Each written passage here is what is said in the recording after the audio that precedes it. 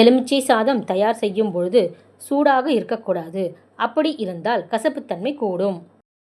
பாலை நன்கு கொதிக்க காய்ச்சி பயன்படுத்த வேண்டும். அதாவது சுண்ட காய்ச்ச வேண்டும். அதுதான் சரியானது.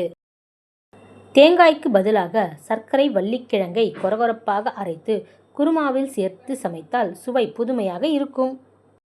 கீரை சமைக்கும் பொழுது ஒரு ஸ்பூன் சர்க்கரை சேர்த்து சமைத்தால் கீரை பச்சை நிறம் மாறாமல் ருசியாக இருக்கும்.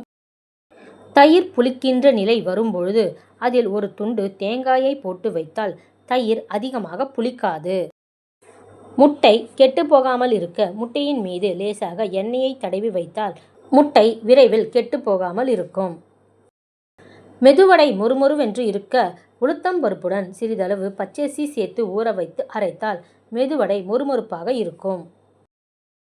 சாம்பார், வத்தக்குழம்பு போன்றவற்றில் காரம் அதிகமாகிவிட்டால் நல்லெண்ணெய் ஊற்றி கொஞ்சம் நேரம் கொதிக்க விடுங்கள். காரம் குறைந்துவிடும்.